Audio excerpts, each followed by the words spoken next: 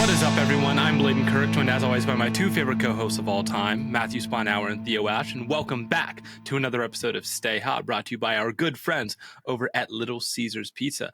We're staying hot, and they're staying ready with their hot and ready pizzas, ready for you all NFL season long. We're going to be talking about some NFL football today. Matt, Theo, how are you guys doing? Week 2. I'm doing well. I was camping over the weekend, got home minutes before the slate started. So got rained on, got really poured on, honestly. It was raining pretty hard, but it didn't ruin my trip and it wasn't ruining my Sunday. So it was overall a very good weekend. Nice. Big camping fan. I like camping. Camping's awesome. It is. I haven't Matt? been camping in a long time. Hey. Matt, how are you doing? I'm good. Oktoberfest this weekend, little football Sunday. Nothing wrong with that. Had a good time. Nothing wrong with that. You came down. Pretty good. I did. We watched the Miami-Cincy game. It's crazy how much luck there is in football games, isn't there? I take it Cincinnati suffered a shocking defeat. Yeah, they blew it in the red zone a bunch of times and had a field goal blocked and lost in overtime. It sounds like all the reasons the Packers lost any games last year. The Packers lost because Ritter's him, I'm afraid. Well, that was this week. Oh, true. Yeah. Miami got that dub for the first time against Cincy in 18 years. So I'm milking that a little bit, but that's not what we're here to talk about. We're here to talk about some NFL football, week 2 of the NFL season. And man, it was an absolute banger. We'll start with the Thursday night game, of course. Just kind of work our way through some of the games that we watched this weekend. But Thursday we had Eagles versus Vikings, and I thought this was going to be a game where Jordan Davis and also Jalen Carter, I thought they were going to wreak havoc on this Vikings interior offensive line, and yet the Vikings offense was in it to the very end. Yeah, I mean, Justin Jefferson, I think, kind of cemented himself like maybe his overall wide receiver one this week. He's just like a perfect player, and I think the aggressiveness of Kirk needs to be talked about as well. There was a play where it looked like maybe there's a screen developing front side and then some deeper routes developing off of that, maybe a variation of a smash concept happening front side. Kirk didn't like it, hung in there, moved around the pocket, and delivered a massive backside post to Jordan Addison. And later in the game, there was that hole shot that was really good as well down in the red zone. And yeah, he played one of the best games of his entire career, I thought Kirk did. And I feel like the defense is bringing it out of him a little bit. I feel like it's happening out of necessity. I feel like that hasn't always been there with Kirk, the willingness to hit shots like that and those kind of high-level throws. I feel like when he first got to Minnesota, he was not quite delivering performances like that, which is a little frustrating because their defense was really good when he first got to Minnesota. But now, since he needs to be a little bit more aggressive, since that's what the game plan calls for, that's what Kirk is. Like, what does the game plan call for? Mm-hmm. And I feel like now it is demanded of him that he hits those throws, and he's hitting them. And I'm like, man, Kirk is playing like a really good quarterback. But where was this when it mattered? Where was this when they weren't giving up 200-something yards on the ground? Right. Yeah, well, I think part of it, too, is, Minnesota's inability to run up against a Philadelphia front that's pretty strong. I mean, they had 9 rushing attempts all game. And when your offense is that unbalanced, you got to be more aggressive, I think. Mm-hmm. So I'd love to know what the biggest discrepancy is between one team's rushing attempts and another in the history of the NFL, because I genuinely think this could – it was 48-9 was the rushing attempt difference, which is crazy. But, yeah, we kind of knew that about Minnesota going into this, and we knew the defensive tackle play for Philadelphia. Jalen Carter is just – everything he was built out to be immediately. It's totally ridiculous. And I'll give Kirk credit for being aggressive. And I think he was aggressive last year. I do. I even think when he's just kind of putting the ball up there and saying, Justin Jefferson down there somewhere. Justin Jefferson down there somewhere is like a good play. That's like a good strategy. It works, man. It's not a bad one. No. I'll take I'd that. employ it. So I respect his aggressiveness, but I think this is probably the most limited Vikings team that Kirk Cousins has been on in a long time. Yeah, and I feel like the pass defense hasn't been the worst. Not as bad as it guess. looked on paper, I'll give him that. Right. But Flores is still delivering a lot of blitzes, but he's trying to maintain that too high shell. And I feel like that just... Only so many players. There's something that has to suffer, and it appears to be the run defense. I mean, there's looks where there's two guys with their hands in the dirt and then like mugged up linebackers, and that's it. And it's like the Eagles defense is going to, or offensive line, I should say, is going to shred you from that look. I mean, you've already lost pre-snap. And DeAndre Swift, he's a very talented back if he isn't running east and west when he should be running north and south. And they were opening up big holes for him. And yeah, he's a problem at the second level. So the Eagles haven't quite looked as dominant as last season, but it's hard to be. They probably wouldn't have lost a game in the regular season. Well, I guess they did. They probably wouldn't have lost multiple games in the regular season with Jalen Hurts at quarterback last year. So it's tough to replicate that performance. I think the Eagles, the secondary needs to get healthy. And if they're not, it's going to be rough because they had guys out there that were just didn't know what they were doing, and they were just sticking by Jefferson and leaving other guys wide open. Maybe that's not the worst strategy in the world. Well, it is, because KJ Osborne was wide open in the corner of the end zone. And overall, the middle linebackers, that situation is extremely dire. The safety situation is dire. Dean is hurt, isn't he? Yeah, he did get banged up. So it is looking very, very dire for them. And I don't know if they can play man coverage. And I'm worried about the defense. The front still wreck shop. And I think that Jordan Davis had a good game last week as well, after some question about whether he would ever live up to the draft billing. I thought that last Thursday was a step in the right direction for him. The pass rush was still torching the Vikings offensive line at times, but the secondary could derail the season later on if they don't have a clean bill of health come the playoffs. And it's very early. There's a long, long way to go, but definitely some concerns propping up for the Eagles, and it's not shocking. I agree. I think there's definitely some concerns. The linebackers scare me more than the secondary, because I feel like at least the secondary can get healthy. But I know they're banged up now, and I know they're older, but I think every contending team, every team in the league has a group where it's like, if this guy gets hurt, then it's a disaster. And the Eagles are maybe kind of living through that right now. But I'm not too much lower on them. No. And the thing was, they are going to be worse than last year, but has anyone in the NFC really come up to challenge them? And the Cowboys have. The Cowboys have. Maybe the Niners. But the Niners are always there, but again, they're injury prone as well. Who knows what they'll look like? The Eagles right now, I would say, are behind the Cowboys in terms of my power rankings until further notice. But I would probably agree. We'll see how that changes. We'll get into that game later. Yeah. But yeah, I guess that's fair. We'll have to see how they look when the secondary gets healthy, though. I don't want to be too low on them. Yeah, you don't want to overreact, but it's like, they haven't looked super dominant. It took 4 fumbles, all getting recovered by the Eagles, for them to win this game. Right. Yeah. And I don't know how much you attribute that to luck. I'd say a lot, probably. You force fumbles. Probably would. Yeah. I mean, the recovering part, the pass rush part is still there. One of those fumbles was was a big sack on Cousins, and like the pass rush win is still a pass rush win, and he probably would have gotten sacked down at the 2.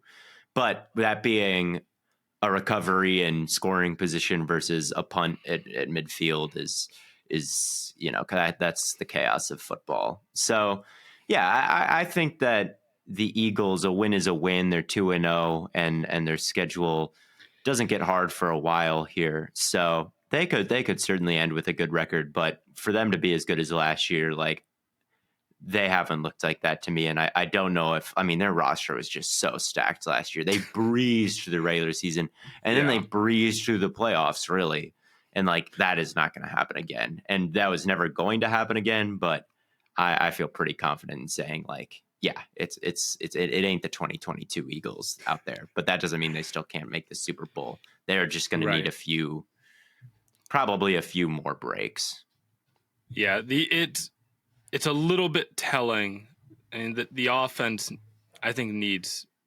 I don't know what the deal is, whether it's like growing pains with the coordinator, but they just don't seem to have the same juice passing that they did last year. Hurts isn't getting going over the middle. Yeah. To be completely honest, I would like to go back and try to figure out why that is. But as it stands right now, I guess he didn't do that a ton last year either.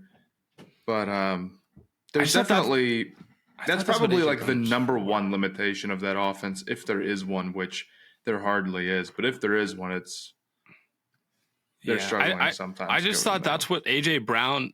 I thought that's the whole point of bringing in AJ Brown. Like, obviously the deep shots and whatnot, but AJ Brown is like one of the best middle of the field receivers in the league, and he's been quiet these first 2 games, so they got to get him going a little bit more.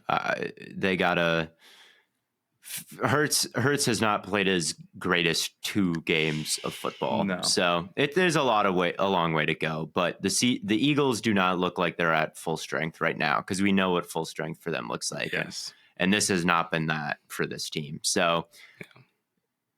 They've fallen behind their 2022 pace, but their 2022 pace was unbeatable. So that's, I think, all there is to it. Yeah. The silver lining would then be they look behind schedule, but they're still 2-0, right? Yeah. So you can't ask for a whole lot more than that. But that is Thursday Night Football. The games that we watched today, I think the first one we want to talk about is Ravens versus Bengals, another battle of the AFC North, and your boy Lamar, Matt, he got it done on the road. Top three. He had a sick performance today. He was ridiculous. When Lamar is hitting deep shots like this, he's unstoppable, man. It's just too many things to try to deal with. I mean, I feel bad. The Bengals did what they could. Like, that going in, it seemed like, classic Bengals too high. Sometimes they were like rushing 3, like they were being kind of passive, and that doesn't work against Lamar because Lamar is going to do the stuff he does on the ground. I mean, there's only so long the ends could contain before it's like if he has 5 seconds back there, he's going to go out and find a gap and go run for 5 and turn it into a positive play. And then second off, I mean, even on some of those looks where you shouldn't really think that you're going to target, guys going down the field, he did anyway. And he was fantastic with it. The throw to Zay Flowers, that was like 60 yards down the field, perfectly on the money with perfect coverage. That's one of the best throws of the year. It will be all year. Yeah. The throw to Aguilar he had. Now, I'll give Aguilar a lot of credit. He left a lot of room between him and the sideline for that touchdown that he had. But it was dropped right in the bucket, right where you want to. And I can't remember who else had one, but there was another deep ball he had that I thought could have been reeled in and just wasn't quite. He was on the money, and he was moving around, creating, whole thing. On top of that, the Ravens deserve a lot of credit. Offensive line played well, I thought, for the most part, and the defense did pretty good, all things considered. I will say, though, Burrow, calf, obviously, you saw him on the sideline with the massage gun. It was bothering him, and it's when Burrow can't create. Like I just think his like mindset was not that he was going to go into this game not able to create.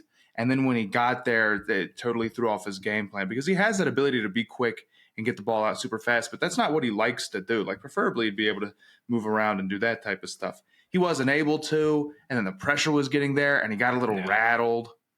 It just wasn't his best performance. I thought his pocket presence was pretty rough, and after the game, man. I learned about his towards calf. the end too.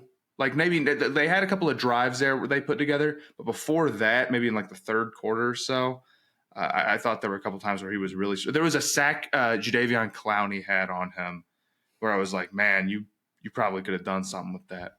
And it wasn't only sacks. I thought he was trying to get the ball to covered checkdowns a bit much. Like he would only read one side of the field, and there wasn't much pass rush, but he wouldn't check the other side, and he'd throw it to the checkdown, which is okay if there's no one capping the checkdown. But he was throwing it to checkdowns that had no chance. Like guys were getting lit up in the flat because there was some dude sitting on it, and he was still like just forcing the ball underneath. And that's just high risk, low reward when you're making throws like that. And then there were some open throws that he was looking at that I thought he wasn't really pulling the trigger on. There was one sack that he had, maybe it was the one on Clowney that you mentioned, 3 receivers to the left, 2 of them go deep, 1 of them sits down. There was a lot of room to throw it to that guy sitting down if you really fired it in there confidently. And he didn't do it. There was another play towards the end where it's tough to know exactly the route concept without the all 22, but it looked like there was like a slot fade situation happening, but the guy in the slot wasn't totally running full speed. He was kind of taking it slow because there was so much space underneath, and Burrow was looking right at it and didn't pull the trigger. And then there was all the covered checkdowns, and the offense for the Bengals seemed a bit stale to me. Like, I know that motion, it can be gimmicky and manufactured by the coaching staff and whatnot, but when you watch like the Dolphins and then you watch the Bengals, right, it's so jarring because it's so static. And I get that motion has its downsides and it's not just this perfect cheat. Like it does muddy up the read, and it is a lot for your wide receivers to be running around like that all game. But a little bit of it really is good and should be incorporated in your offense. But with the Bengals, it's just, line up and throw with no motion. And it puts a lot on Burrow's plate. And Burrow's a great quarterback. But, like, there's the easy buttons that they were hitting are not as easy as a lot of the offenses across the league. And I think that has been apparent these first 2 games where it's like, yes, it's great to just drop back and pass over and over again, but a little bit of manufactured stuff can be okay too. And I don't think that Zach Taylor is the manufactured stuff coach. I think you have to wonder how much the injury in the off season, where he was missing a lot. Yeah, you have to wonder how much that it killed him.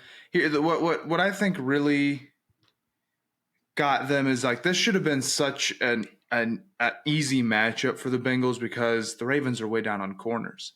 No team that's as thin at corner as the Ravens are currently right now should be able to hold you at all if you've got Jamar and T. And it wasn't until the end of the game where it was really like, we're going, T one-on-one on the outside. We're going Jamar one-on-one on the outside. We're putting it up there, and they're going to come down with it. It was just a little bit too late for that to work because by the time they did, there just wasn't enough time.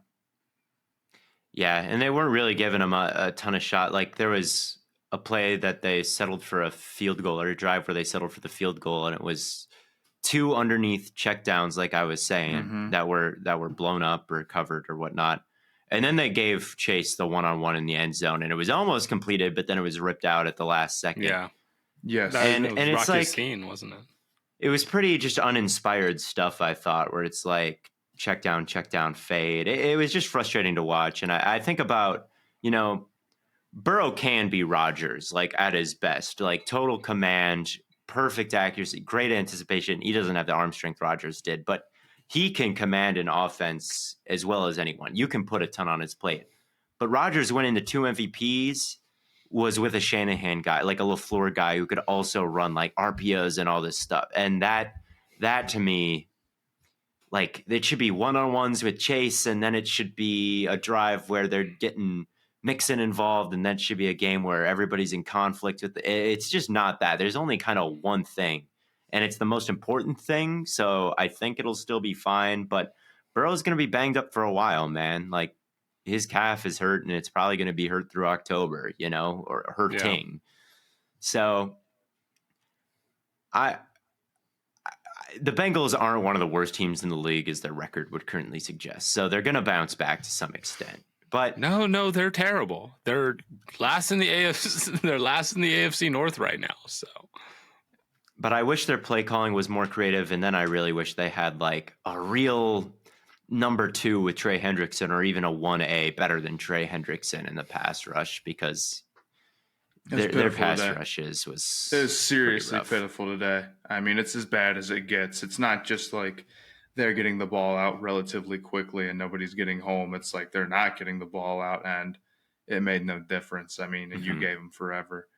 As far as Burrow goes, though, I really think I agree. As far as the Bengals season is, the calf is a huge problem if this is how Burrow is going to play, with that being a problem.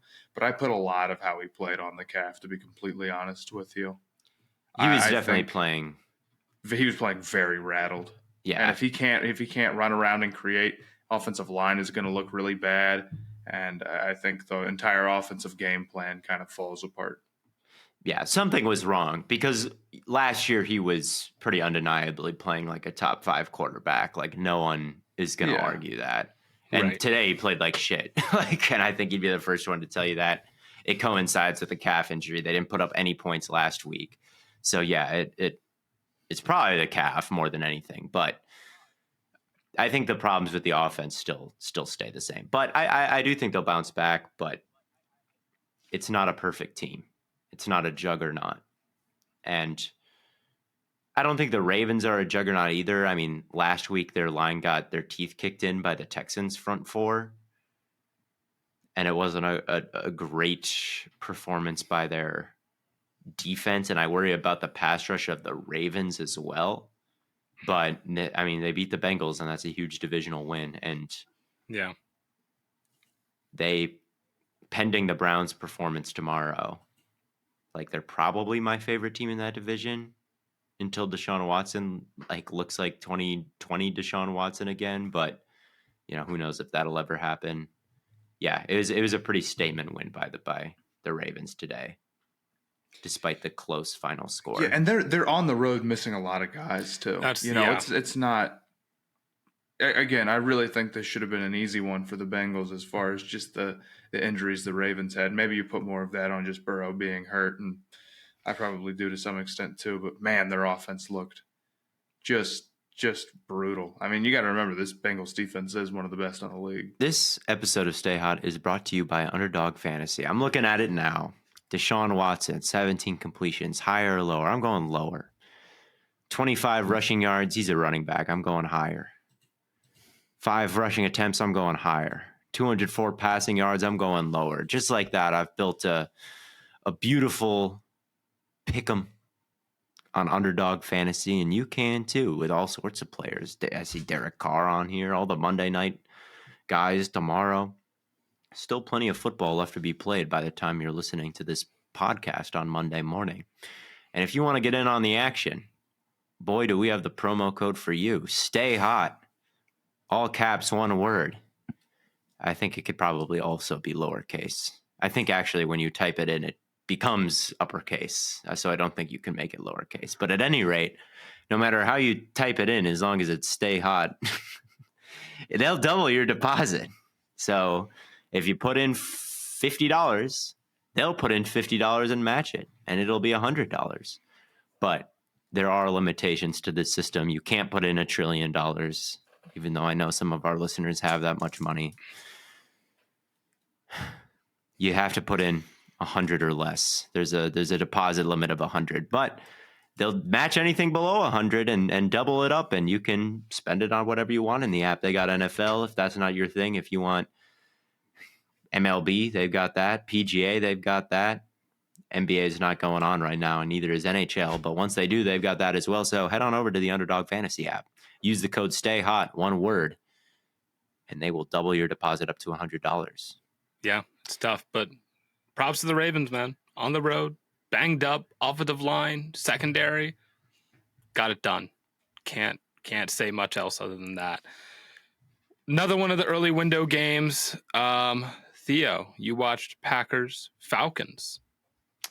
I did. I'm I'm in Minnesota with my family, so I had to watch the Packer. I had to watch the Packer game, even though Packers Falcons wasn't necessarily the marquee matchup for that first window. If we all watch our teams, like, oh yeah, we will, but it's just Matt and I just end up watching our teams tomorrow because, well, it'll be easy for you guys. Yeah. I thought it was a pretty evenly matched game.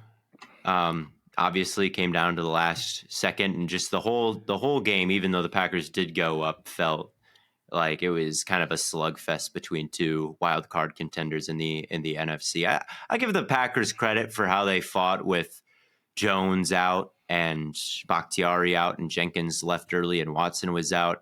There was a stretch. I don't know if they punted during the second and third quarters. I mean, they were slicing and dicing that Falcons defense for a long time in this game. Like, LaFleur's play calling was tip top. I thought, like, they opened the game with a flea flicker that ended up being wide open, and there was a 50-yard penalty.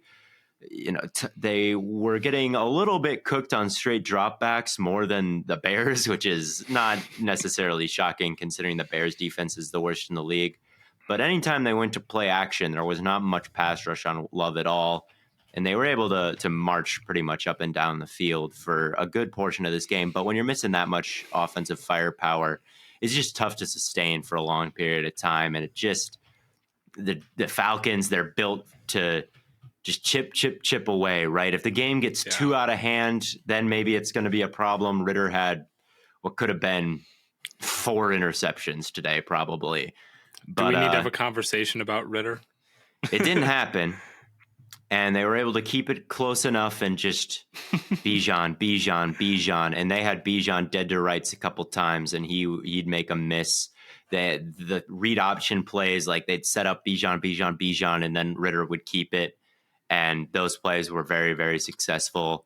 So a nice job sticking with their game plan by the Falcons. They didn't panic. They didn't open up when they went down 12 and say, like, oh, we got to gun it. Like, it was really, I thought, a nice game from Arthur Smith. He was super aggressive on fourth downs and did everything that I didn't want him to do as a Packer fan, right? Like, oh, just punch it away, please. And they wouldn't. And they'd pick it up. Right. They got in the look that the Bears were in last week. They got under center, and the running back was kind of off to the side, and it looked like, oh, well, there's not going to be the running back's not behind center. It's probably just going to be a sneak here. And they got in that same look that the Packers stopped last week from the Bears, but they tossed it out to Bijan, caught the defense kind of napping, and was able to convert a fourth down. And then later they went back to the same look. Packers were ready for it, and Bijan was talented enough to make a miss. So kind of a breakout game for Bijan. Like, last week he had a really nice touchdown, but out carried by Algier. This week he was the lead back and really was able to make a lot happen. So, and London had a good game on Jair, beat him a couple times. It's an annoying team to play.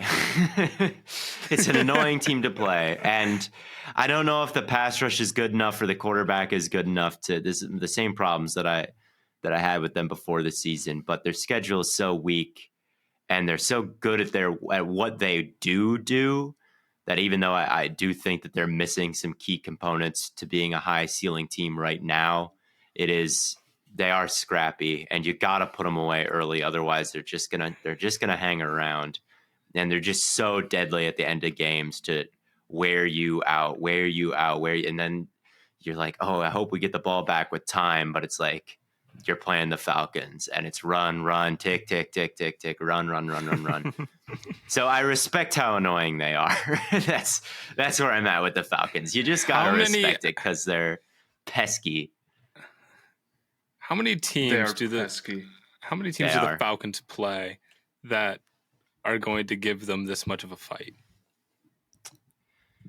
I mean, there's plenty of teams that are going to give them a tough fight. Okay, like a fight, but like schedule though. Yeah. They don't play the powerhouses of the league. The Falcons are pesky. I don't really buy the Falcons as contenders. I really, like I said, the Packers were playing without a lot of offensive firepower and almost came away with this one. I just can't buy into this formula as like they're going to go deep into the playoffs, even in the NFC. Like I just can't buy it. Could you buy this formula with, and I'm not saying this is what they should do or I support it, could you buy this formula with a different quarterback? Not this formula, but I mean, Ritter threw some horrible passes today. There was one right to Quay Walker that should have been picked. There was one right to Jair Alexander that should have been a pick six. Even the throw to that was a huge play to Mac Hollins. I thought Darnell had a really good shot at, but Mac Hollins on Darnell Savage is quite the height mismatch. Maybe that is a 50-50 ball that, you know, even though it was a 50-50 ball, you're willing to say, like, that's a shot worth taking. Right. It's like a decision, you know.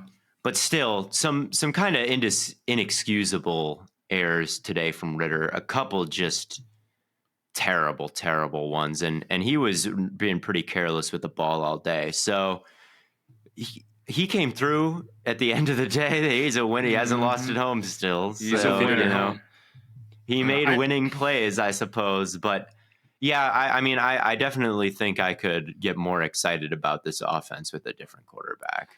Yeah, I think the point of this offense is like Ritter should be a game manager in a great, like he should be Goff. Like in a perfect world, I think that's what they were envisioning, but like add on the running ability. But it could still happen. I mean, he's still young, you know, like maybe by the end of the year, he's playing better. I mean, Tua Tagovailoa is playing better football now than he was in his second season in the league. You know, like there's plenty of quarterbacks playing better football now than they were in their second season in the league. And improvement can happen at the end of the year. And if Ritter improves like in December, like the Falcons, even if he doesn't improve until then, the Falcons are probably going to be in wild card contention to that point. So yeah, a long way to go in this season. But as of now, they're pesky, but not really much beyond that. And really the same goes for the Packers. So, but the Packers need to get help. They were dealing with a lot of injuries today. And I think their defense makes like a fully functioning Packers team a bit scarier than a fully functioning Falcons team. Because I think Love, I'd probably rather take Love than Ritter. And then Gary and Clark and Jair. I just don't think the Falcons have that kind of firepower. And Clark especially was really getting after it today in a major way. Yeah. I think I probably agree with that. But who knows if they ever fully get off the ground, because Bakhtiari he's banged up constantly. Yeah, I think you guys know that working out is incredibly important. It's incredibly important to me. That's why I try to do it every single morning, first thing, if I can. I don't always, but when I do, one app I like to use that helps me a lot is Fitbod. Fitbod is a workout app that helps you get a full range of different workouts and help you recover easier. For me, I like to go into the gym knowing exactly what I'm going to need to do instead of getting there and then trying to remember what I had. And I used to carry a little notepad, and that didn't work all that well for me. If you want to sign up yourself, we do have a promo code. You can go to fitbod.me/stayhot. That's FITBOD.me/stayhot to get 25% off your subscription. The long-term outlook of the Packers is probably a little bit better. Even though, you know, there's some things to love about the Falcons, you know, being the scrappy team is cool and the weapons are cool and so on and so on and so on. I agree with the questions about the ceiling. Yeah. They're fun though. They're fun. I'm They're a just fan different. That I love that they're different. I really do. So many of the Yeah. teams across the league are it's a copycat league. The formula is the same, and then the Ravens, they're not the Ravens, although the Ravens are also kind of off doing something different. But the Falcons are just in Those their own damn- little world, playing their own game, and you have to respect it. They're not. You hate to play them, but they're not a hateable team, I think. Yeah. But Yeah, those damn I don't buy bird them as teams. contenders. Those damn bird teams. Speaking of bird teams, though. Speaking of bird teams, Seahawks and Lions. Seahawks did not look good last week against Matt Stafford. His healthy elbow and those Rams tore him apart. This week, still get cooked up a little bit. Yeah. Still get cooked up a little bit. But I think the team you really got to be worried about, Lions made a lot of improvements on defense. And I mean, they threw a pick 6, but even without that, Seattle still put up 30. And That's a 12-point improvement from last year. Let's go. 12-point improvement from last year. They're different. I mean, I guess you can look at it that way. I just feel like if you're Detroit, this was a, I don't know. I think some people are looking at like maybe you expected them to be 1-1 at this point, and you expected them to lose to Kansas City and then beat Seattle, but you did the opposite. I don't know. I think the big things for me is, both offenses looked hot in the second half, outside of like Jared Goff's pick 6. Geno was kind of on one. He had one pass that I thought probably could have been a pick 6, but it wasn't. But otherwise, he was dealing, and especially in overtime, the game winner to Lockett was absolute money. But in Detroit, the secondary needs to be better. And I don't know if that's schematically, because they did seem to be close, like close to receivers. It wasn't like there was a ton of separation with Lockett or a ton of separation with DK. Yeah, I mean, there was some of that in the Kansas City game. There were guys open, and there were a lot of drops in that game. But they also had a lot of dropped interceptions. Detroit did. And it was not a lot of blown coverages today. It's almost worse to not have any separation, because you're like, well, we're just worse, there. man. We're just worse. Well, and it's weird because I'm also looking at we're just worse. Because they're also getting a lot of pressure. They got a lot of pressure last week against Mahomes, but no sacks. And they got a lot of pressure this week against Geno, 1 sack. So they've got 1 sack in 2 weeks. I don't know the exact pressure numbers, but they're in the backfield a lot. It just seems like both on pass rushing and on it at the catch point, they cannot seem to convert on big plays at all. They're not the only team out there with a questionable secondary or an underperforming secondary. No, I wasn't watching this game as closely as I was watching Green Bay and then the Ravens versus Cincinnati on my other screen. But when I did have this game on, I was not super impressed. I mean, last week I was not very impressed with the secondary of the Seahawks, as Puka Nacua and Tutu Atwell both put 100 on them. And this week they got Witherspoon back, and it was not a banner debut from Witherspoon. He got beat pretty badly a couple times. Like, I'm sure charting numbers will not be kind to him. Like when you look at the yards, one of those was on a flea flicker. One of those was on one where he had good coverage. He didn't allow the receiver to stack him, but you got to count from the back shoulder. And then when they throttled down, he just went flying up the field and was not even close to it being around at the catch point there. So some big plays on him. Julian Love didn't get enough depth, wasn't really sticky enough to the man, like in zone coverage. You got to cover a man on zone coverage, even though it's zone. Can't be covering grass. And on that touchdown of that whole shot to Reynolds up the seam, like he was covering grass. Like that was his zone, and he needed to be closer. And Diggs as well, Quandre Diggs, couldn't range over quite in time. And there was a lot of that last week. So it looks so good on paper with Woolen and Julian Love's wasn't a bad player for New York. Woolen's out right now, so they need to get him back. Right. He was there last week though, and Nacua got him a couple times. So yeah, Woolen and Witherspoon, not a banner start to their year, not a banner start for Dixon. All of them have been bad. Yeah. All of the Seattle secondary players have been bad, which is too bad because on paper they've looked like they could be one of the best units in the league. Trey Brown, true, as well as had kind of a disappointing campaign last year, coming back healthy this year. You thought maybe, but he hasn't been good either. Everyone's been pretty much shitty on that Seahawks defense. And they don't have a spectacular front seven either. No. So it's not like they're getting after you like the 49ers are. No. So it's kind of a tough outing but I think the difference with Seattle is their defense isn't supposed. I think their offense is supposed to win them games more so than their defense, and then you're hoping you get some big plays, some turnovers with Woolen and Witherspoon. I think that's kind of the idea. With Detroit, the defense just needs to be better, and it's just not, or at least not massively. I wonder how much longer Seattle gives their defensive coordinator, because they fired their old defensive coordinator and they got away from the Legion of Boom stuff to go more Fangio style.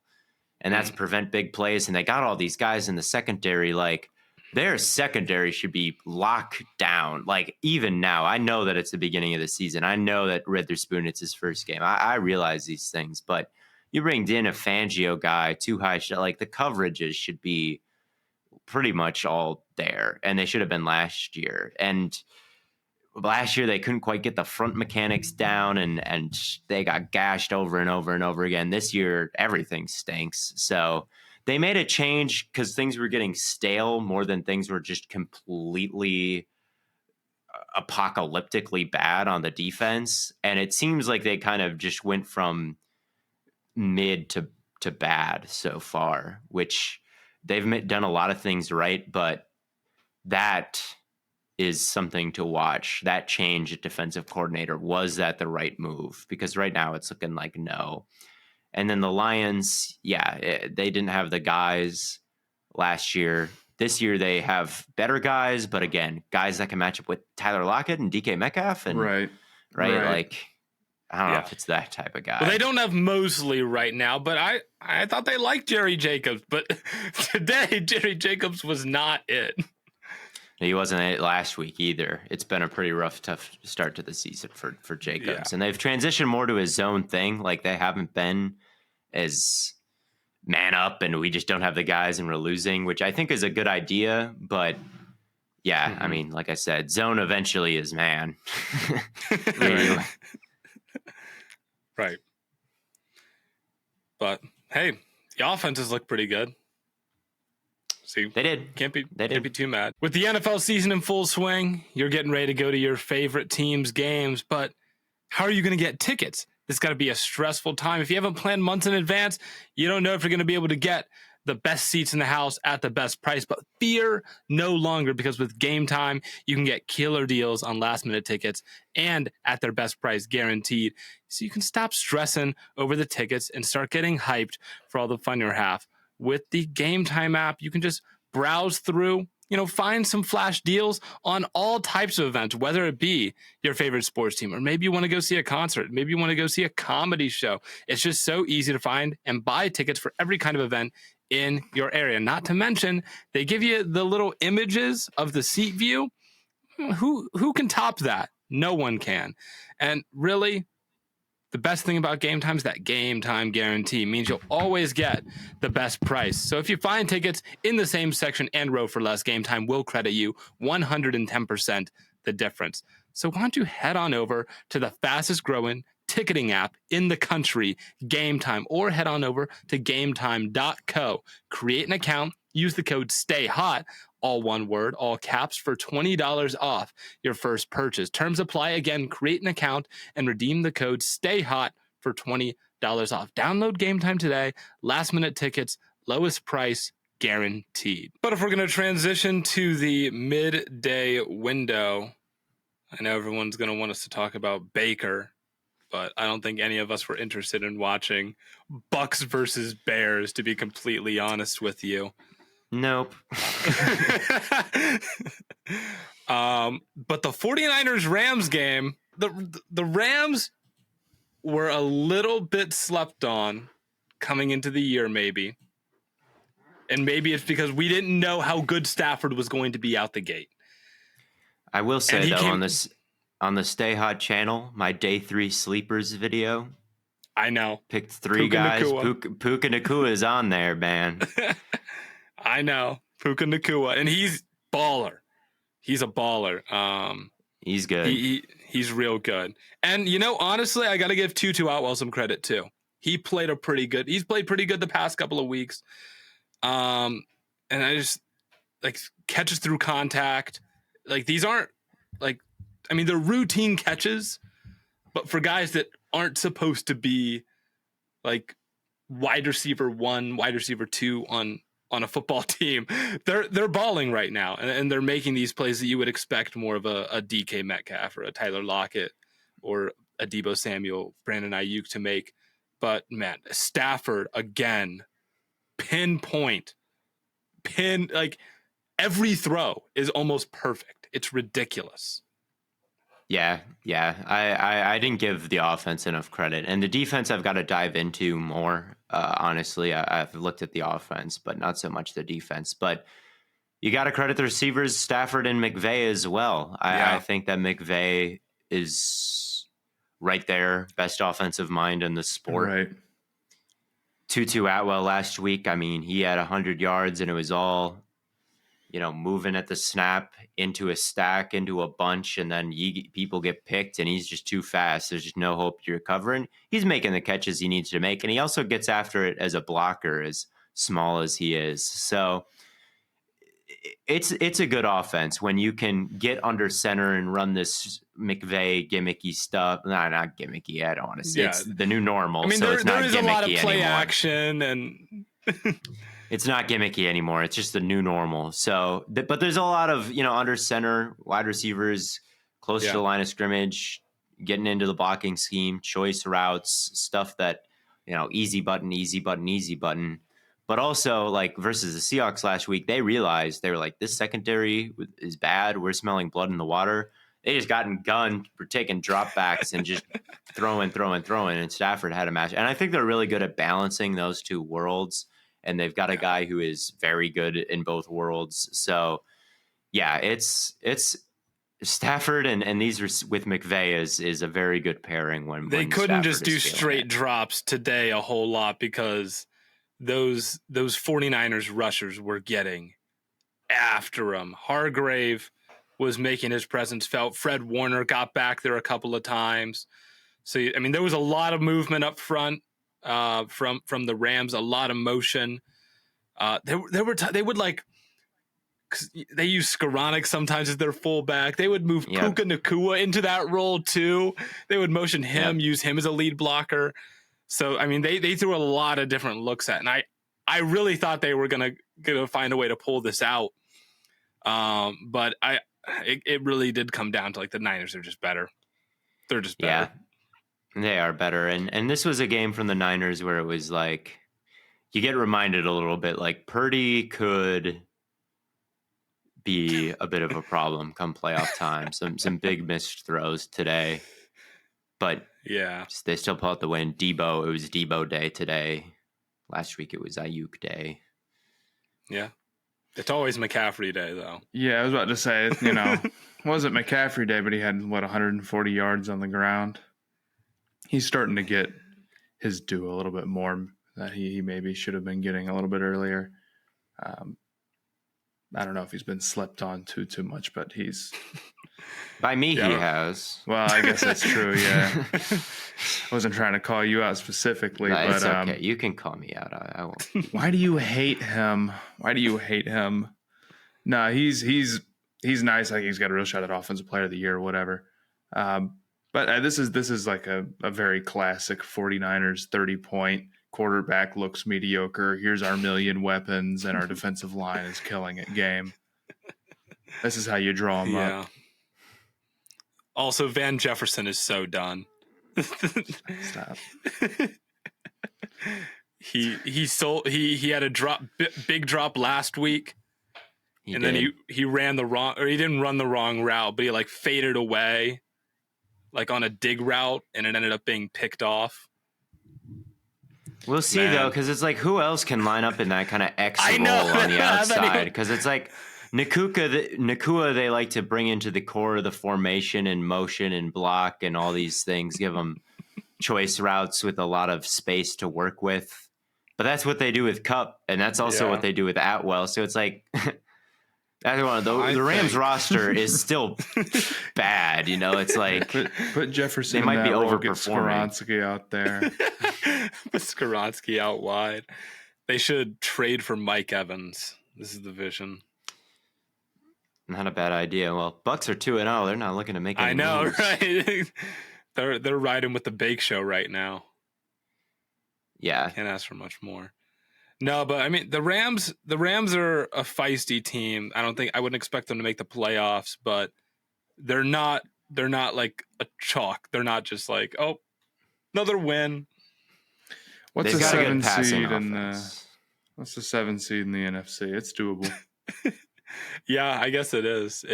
Seattle's not bulletproof. They already beat Seattle. Well, they crushed Seattle. Yeah, they already did it once. They can do it again. What's going to change? Not much. What'll happen? The Rams will get cut back? Okay, they'll be even better. Right. So, yeah, the Rams have a good passing offense, and when you've got that, anything can happen. Like, same thing with the Vikings, to bring it back. Like, the Vikings have a good passing offense. They may get cooked on defense every week, but they were in it at the end this week. No matter their rushing offense was as bad as it gets, or rushing defense and their rushing offense, both as bad as it gets last week. But it's like, you got a competent quarterback and you got competent receivers. Like, you're probably going to be in games, and the Rams have kind of got the same thing. It feels like, where it's like, I don't know if this defense can hold up. I don't know if they have the backs, because I still think Cam Akers is bad. They didn't even play him. Yeah, did they not? It is Kyron Williams all damn day.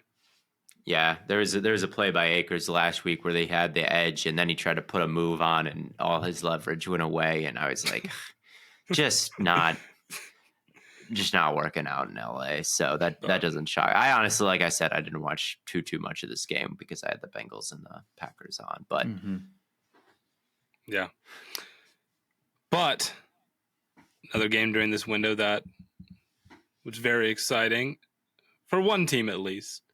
The Cowboys and the Jets. Yeah. I don't know what Jets fans were doing. I saw Jets fans getting excited about Zach Wilson again this week. They were like, he learned from Rodgers. It's his villain era. I mean, listen, however good you think Zach Wilson is, the Cowboys are better. Well, what if I don't think Zach Wilson is any good at all? Well, then they're going to score 10 points, and Zach Wilson's going to go throw 3 interceptions, and Micah Parsons is going to make his life a living hell.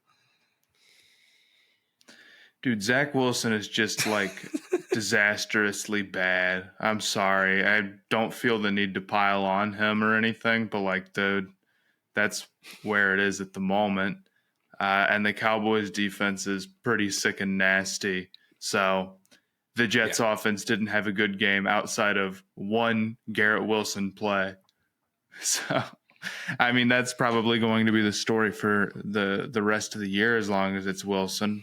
They'll put up, one Garrett Wilson play, and that'll be about it, man, because it's not with Wilson that he's making mistakes. It's that, like, they cannot throw the ball at all. Like, we talked about this last podcast. It's the same thing. They can't throw it all. And every time we've talked about the Jets since the inception of this podcast. I think, yeah, there's some truth to that. I think the Cowboys were pretty interesting. You talk about how McCarthy is going to be more conservative and all that, and that really showed towards the end of this game. And it wasn't wrong, but once the game was out of hand, or once the Cowboys had gone up, I don't know that they ever threw it again. They got down and they said, we're just going to run it and run it and run it and run it. There's not as much pushing the ball down the field as there's just kind of hitting short stuff out and quick things over the middle and stuff like that. Tony and Pollard had 25 attempts today. Yeah. And he had a lot for him. 2.9 yards a carry. I genuinely believe that got skewed by like the game being out of hand and the Cowboys not doing, like, just not being willing to throw it at all whatsoever, which is fine. It was just, it's weird to see a team go like that far into, like, well, we're up 17 with 8 minutes to go. We will not, we're acting like there's 2 minutes left and the other team has one timeout or something. Yeah, the Cowboys had 42 minutes time of possession. Yeah. Possession. Jarring. Yeah. I thought 25 carries for Pollard was pretty jarring. Like, he has 20 one other time in his career. Like, he was on such a heavy minutes restriction last year, and now he's touching the ball 30 times week 2. Like, I just think that's so interesting. Like, obviously McCarthy did not like a lot of the things going on last year, right? Like, now this running back coach is gone. Kellen Moore is gone. He's like, okay, Pollard can handle it. Like, that's McCarthy's vision, which I don't necessarily know if that's a good idea or not. Like, we'll see if Pollard, if he gets hurt or if he has a really inefficient season. Obviously today was kind of an inefficient day, although it didn't really matter because there was just no threat of anything happening to the Cowboys today. I just thought that was interesting, not necessarily good or bad. And I thought Dak was really decisive, getting the ball out quickly. Like, a lot of the time, Tony Romo pointed out, like, back foot throw. I don't know how many times he said the words back foot in this broadcast, but it was a lot because it was very, very quick stuff from Dak, very West Coast. And the one mistake Dak made was one where he got the ball out a little bit too quick. Sauce jumped the route. Yeah. It wasn't something like he was running around and made a silly aggressive decision. Like, it was just, made the wrong assumption pre-snap and just didn't have time to rethink it at all. So, I mean, obviously they've been murdering teams so far. They look like the best team in the league. And they might be, who knows? It's a pretty stacked roster. Do we fall for this? Like, I don't know if falling for it's the word. I mean, what else is there to say after these first 2 weeks? I mean, I guarantee you, if you look at any of the metrics, they're number one. I mean, I haven't looked at the metrics yet, but like, we don't even need to look at the metrics. But like, well, that to me, they're not my pick to win the Super Bowl. I know, but how many times do we say, "Oh, the Cowboys, man, they're here," and the Cowboys have always been good, though. Like, it's not like we say the Cowboys are good and then they just are terrible. Right? They're never good. They just never win Chargers. The Super Bowl. Yeah, they might not win the Super Bowl, but as far as the regular season goes, I mean, they look pretty ferocious. And the only bad thing you can say about the defense today is Malik Hooker took a bad angle and Garrett Wilson took it to the house. Like, maybe their safeties get them. I don't know. Like, Breece Hall outran Leighton Vander Esch to the sideline once, I guess. But man, they're ball hawking. They're playing fast, and Micah Parsons might be the best player in the league. Like, we've seen it for years now. Like, not breaking any news here. And the offense without Kellen Moore looks fine too. They've been McCarthy has not sabotaged them in any type of way. And I mean, you look at the Chargers, they're 0-2. Maybe it was the right move, like, it's all looking up for the Cowboys at the moment.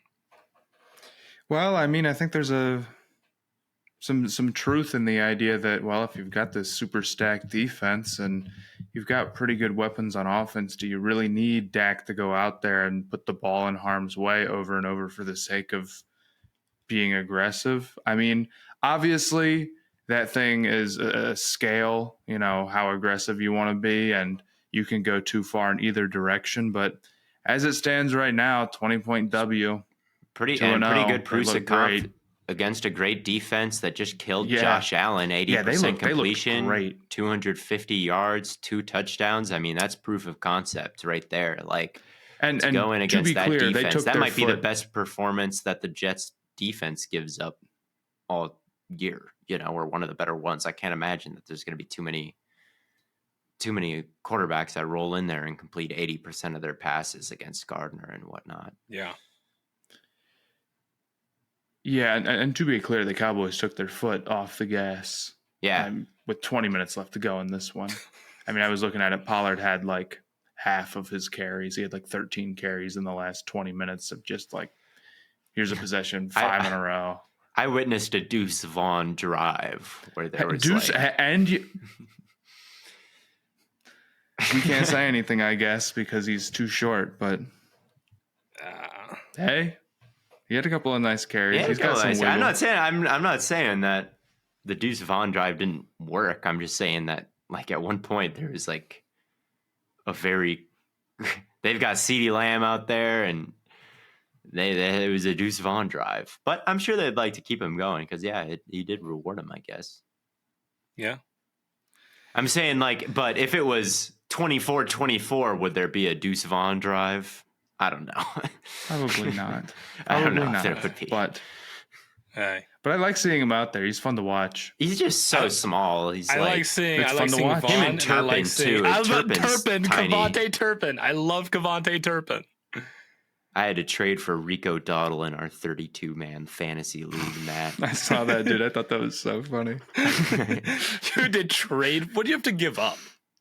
I had to give up Josh Palmer. It was a real... It was a league shifting. Somebody in the chat was like, my team's so stacked I have Josh Palmer on my bench. And it's like, man, this 32-team league is tough. Palmer has scored 1.4 last week and 4.3 this week. I think I have multiple free agents on my team, bro. So Palmer had 4.3. Dowdle had 5.3. So I'm up in this trade so far. I think my entire bench maybe had 5 points. Maybe Palmer is not a bad bench play at all. He almost had a touchdown today, but couldn't quite get that second foot down. So I had Tannehill on my bench. Who else do I have? I've got Tommy Tremble playing tomorrow. Oh, hold on, Tommy Tremble. I got Chase Brown, who I saw his one carry the today. Panthers' third string tight end on your team, man. I had Chase Brown. He had one carry today, and he missed a huge open gap. I was like, "Oh, where are you going?" He was on, and I got Keyshawn Vaughn. He's a healthy scratch? Well, I'll let you know the other guy for Tampa that is on my team is getting like 1 yard a carry this season. He had like 9 rushes for 8 yards, and last week he had like 7 rushes for 12 yards. Who is he? I don't even remember. I think I know who you're talking about, and I think his numbers is in the 40s. But that's about all I could tell you. Oh God, that's who I. Honestly, the only good running back I can remember in recent memory to wear a number in the 40s is like Alfred Morris. Respect Alvin Kamara, please. Oh, Alvin Kamara. I don't know who else. I'm getting blasted in the comments for that one. Well, it's easy to forget one guy. Yeah. Although I didn't, so. Right. So that means you're better What's than Ramondre? Oh, Ramondre's 38. Yeah. He was 40. So I survived that one. Speaking of Ramondre, though. Speaking of Ramondre, game of the week, the Little Caesars game of the week. Again, we're staying hot. They're staying ready. They're hot and ready. Pizzas ready for you all season long. The Little Caesars game of the week is Patriots versus Dolphins, Sunday Night Football. We thought this would be a good one. And it was fantastic. Belichick was in his bag with some... It was almost bad, but it was good. What do you mean it was almost bad? It was almost bad. It was looking like it could be bad. When it was Get Mac Jones some help. Never thought we'd be saying this. He played a really, really great game. He did. Little bit of throwing on the run, little bit of fitting it in some tight windows, a little bit of some on the money deep shots that couldn't be reeled in. I know that stuff is tough, but that one that Kendrick Bourne did not come up with, inexcusable, man. Inexcusable, because there was no reason. Which one are you talking about? The one early where he didn't get two hands out there, or the one on the sideline where he almost he just totally didn't know where it was. The first one. He just Yeah. didn't know where that one was at You all, gotta and that track that. stunk because it was a money throw. And that's probably going to be the story, like for most of the games that the Patriots lose. To be completely honest with you, the offense seems a little bit better. It's not as disoriented and disastrous as it was last year, but there's only so far you can go with just nobody producing explosives, and the defense is going to do its crazy thing. Yeah, I thought that these first 2 weeks kind of go to show why Matt was correct and why I was maybe wrong about the Patriots. And it wasn't that the Patriots are anything really different than what I expected. It just kind of comes down to schedule. And, you play two really good offenses these first 2 weeks of the year, the Eagles and the Dolphins, two teams that figure to be in it towards the end. Like, the Patriots had the toughest schedule in the league, and they've still got the Cowboys and, the Bills, and they got to play the Dolphins again. And, Damn. it's obvious. I think the Patriots are a pretty good team. I don't want to completely write them off, but they've been basically, I think, what we've expected, which is a defense that can really make things tough. And the Dolphins move the ball on some drives, but Patriots just kind of had a way to hang in there in the red zone. Like, they dialed up that big cover 0 at just the right time and dropped Duggar. Duggar had a great game, I Duggar's thought. awesome, man. And like, they had Judon dropping into coverage and raking through Waddle's hands and breaking up passes, and Gonzalez was following Hill around and kept him quiet. Like, it's just a nice defense. It really is. And Matt, your question was, how do you stop Tyreek Hill? Why do you think the Patriots drafted Gonzalez? yeah, Probably to cover a wide receiver. If I had to guess, he did a great job today, though. He did. They did do a good job. And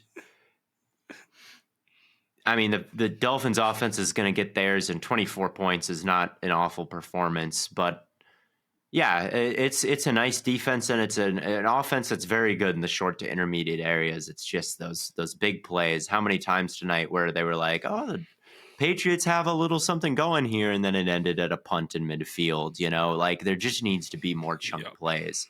And I just don't really know where they come from. Unless Booty or Tyquan Thornton just pop off at some point. Like, but what are the odds that happens? Explosive wide receivers don't necessarily hit the trade market too much, but man, if one becomes available, they got to make a move for it. Because I think that this could be a team that makes the playoffs even in the AFC. I do think that with Jones and the defense, like, they've hung in there against two teams that figure to be, again, like, probably, if you look at the Super Bowl odds, like top 5 in Super Bowl odds right now. But they just need a bit more juice on offense, the Patriots. But they're tough. Everything else is tough. Yeah, but I mean, there's just only so far you can go. 100%. And they're willing to try weird things. It's just too tough. The field goal block? Oh my God. Here's the crazy thing. That was cinema. That was magical, because what did they ban? The like Troy Polamalu, the shit? jumping you can't over jump the line. over. So they're like, okay, what is coming from the side? And they block it, and then they do it again, but he like pulls up a little bit, and this time it was such beautiful television, because everyone could see emotion, and you're like, whoa, he timed it, there it comes. It was literally like one of the more cinematic moments I think I've ever seen in football, where you could just see it developing before it happened. And it's so rare, because usually big plays in football kind of happen out of nowhere. Like, all the dropbacks look the same until they go deep and the ball pans, and there it is, like, down the field. This one, you could see it pre-snap, like, you're like, oh my God, there it is. And then it happened. It was gorgeous. And then the challenge from Bill, like, throwing the flag down in disgust. Like, he still has juice, man. I don't care what anybody says. I love Bill. Even the beginning, like, it didn't work at all, but to put 3 safeties out there, just totally pack the middle of the field, take away any hope of those dig windows. Dolphins did a good job getting them out of that look, because they just ran it to the perimeter all the time. And if there's that many guys in the middle of the field, like, yeah, there's going to be some openings over to the sideline, and they got fast running back. So I thought the game plan from McDaniel was really good. They didn't force anything over the middle in those moments, just outside run. And I thought Tua had another pretty good game. Like there was a throw to Berrios on the run. They brought pressure off the left side of him. He was running to his right, kind of dropped it in the bucket to Berrios. Overall, I thought he was on the money. Kind of as the game went along, there were some throws that were maybe a bit off. The pick I thought was pretty bad. Again, there always is. That's the one thing that gets me with Tua is like every game there's going to be, because he likes to go deep. He's aggressive. Yeah. And so many times it's deep shots just hang and it's anybody's ball up in the air. Mm-hmm. And I thought it happened twice tonight. I thought it happened once last week. And it's like 2 times a game, there's going to be a shot at an interception on Tua, it feels like. But outside of that, I thought he was pretty much money and obviously did enough to beat a really good defense. So, yeah, and the defensive performance from the Dolphins deserves a lot of credit as well, except for Eli Apple. They need Jalen Ramsey back. It was if the Patriots had a real wide receiver, it'd be different. It'd be different. Apple. Usually, Twitter is too mean to Eli Apple. Tonight he was just a liability. Like he was what Twitter says he is all the time. Tonight it was really rough. Yeah. But Bradley Chubb had a good game, which was much needed from him. There haven't been a lot of shining moments from him since the trade, but huge sack tonight. Had the forced fumble, made some plays down the field that were important. Mm-hmm. I thought the blitz looks were creative. Like Fangio wasn't just given the vanilla, too high rush 4, Eagles stuff from last year. They had some really nice looks, and it was a bit more varied than maybe you'd expect based on Fangio's stereotype, but he's not a dumb guy. He knows what he needs to do. So yeah, I like the Dolphins defense tonight, and Howard had that pick where he just totally erased the guy on the sideline. So yeah, I thought it was a good game between 2 good teams. And I think even though the Chargers are 0-2, no cakewalks from the Dolphins so far and have gotten it done, even though the combined record is 0-4 from their opponents. So no, two very respectable 0-loss teams. And to I'll say this: he throws up a lot of lollipops.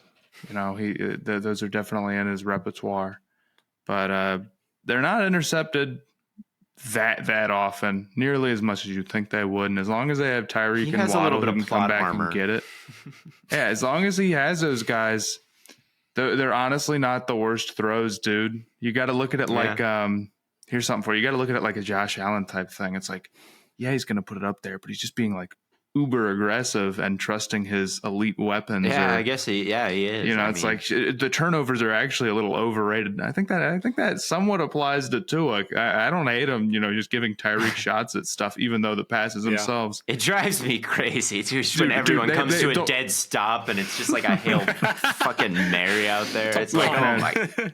They look horrible. They look horrible. And if you put him on, the Carolina Panthers, I wonder how that. I wonder if he would just never ever throw them at all. Maybe that's it. I think that's probably what would happen. Right?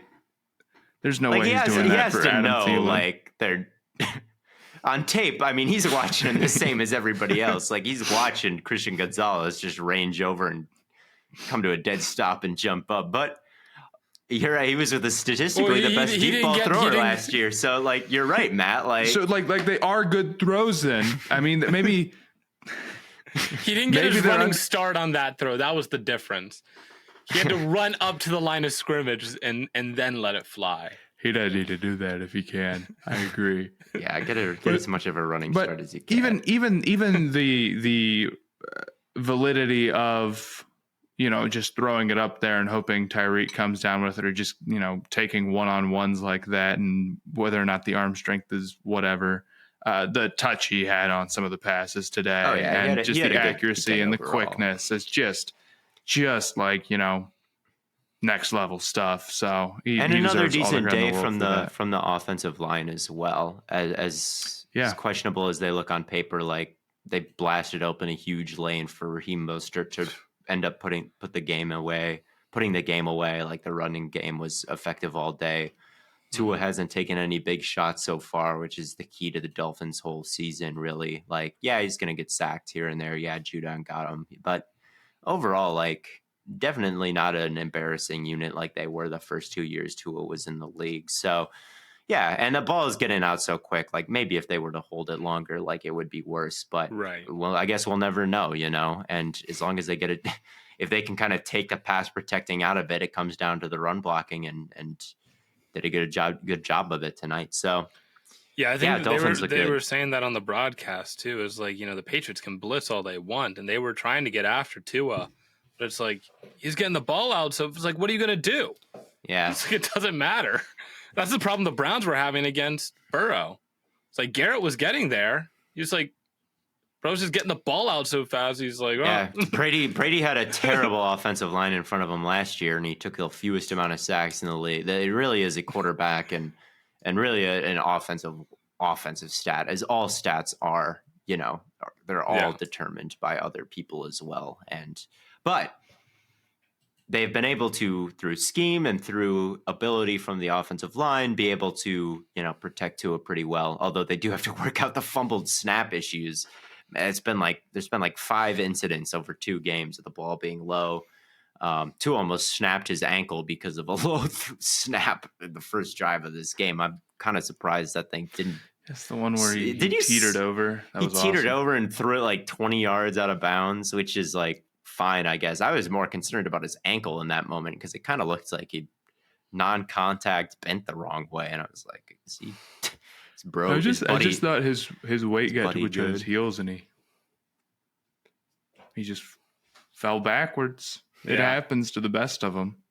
Yeah, I mean, it was just a mistake, but the snap was kind of weirdly placed and low, and I think that kind of threw off his process. When you were making your epic fails of the 2023 season compilation, listeners, don't forget to include that one was kind of an epic. That one was an epic fail for sure. It was. Two and on. Don't come after me for saying that was an epic fail, but it was. Call me biased all you want. Call me biased. That one does belong in an epic fail compilation. Whoever's fault it is. One other thing I wanted to talk about before we get out of here is the whole intentional grounding, like miscommunication penalty. Because that happened twice today. I didn't see it on when I was watching. No, there were 2 times where a quarterback was trying to hit like a pass down the field, but the receiver stopped short or hitched up sooner, and I think it was Gino that called for it once, and I think it was Stafford. Is that the ref? Called for I'm speaking to America here. Play. Yes. Okay. That was awesome, by the way. That was awesome. But so I'm like, I don't like that call. Like, I think the whole spirit of intentional grounding is that it has to be like you're intentionally avoiding like a sack, sailing it out of bounds.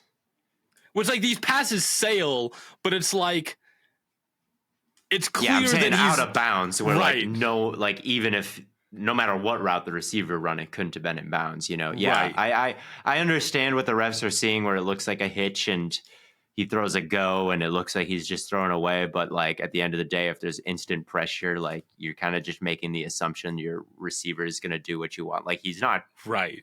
It doesn't deserve a big pass or a big penalty like that. But it's a 15-yard call. Look, there's so many. Look, there are a lot of rules impacting the offense. The refs aren't perfect. I'd rather it all just be perfect all the time, but I just can't spend too much mental energy getting mad at it. Refs suck. They should get the call right. But yeah, I just thought it was weird. It was just it happened twice today. I was like, geez, that's like it hasn't happened in the past, right? And so I'm just miscommunications have always existed, right? I'm just curious to see if that'll happen more this season.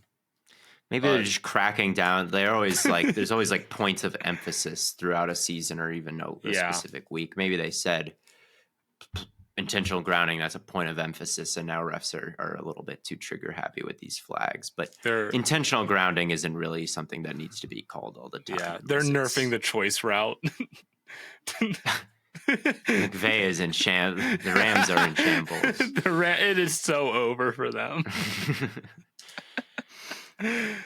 But Cooper Kupp will never recover. Well, Cooper Kupp and Stafford are always on the same page, so they'll be okay. But I think it was Tutu that like stopped short, that like hitched up, and Stafford saw that the linebackers were all flowing downhill and the safety was flowing downhill, and he threw it up, and Tutu was supposed to like pinwheel out. This is the only thing that can stop the Shanahan tree, because I know the Seahawks have a McVay guy as well, someone back in the day who was in LA. So it happened to both those offenses. They're finally something is done against the play action heavy approaches. The play action choice routes. It's over. Yeah. But I think that pretty much wraps things up for us for today. Our week 2 recap. We've got some live streams coming up. We've got, of course, we'll have another episode. I think for the listeners at home, because I know we'll get comments and they'll probably happen before this even happens. But I think next Thursday, our plan is to release an episode that keeps talking about week 2 more than previews. Yes. We'll, of course, do some preview stuff. Like we'll do the locks. We got to talk about Howell.